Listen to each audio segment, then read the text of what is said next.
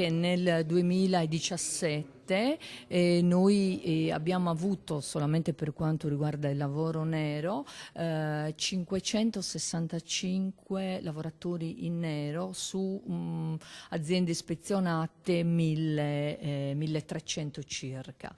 Per cui per noi è un dato allarmante, perché si tratta questo solamente di lavoro nero, non di lavoratori irregolari perché non gli è stata corrisposta la retribuzione, ma di lavoratori diciamo fuori dal principio di legalità in maniera totale.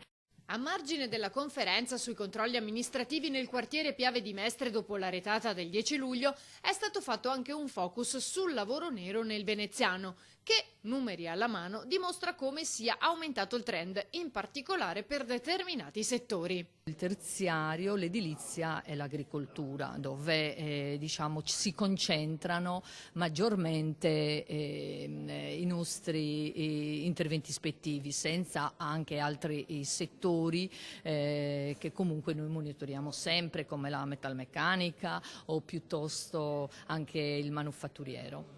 Secondo la responsabile dell'Ispettorato del Lavoro di Venezia, anche l'abolizione dei voucher in alcuni settori è stata un fattore determinante che ha portato al conseguente sfruttamento dei lavoratori.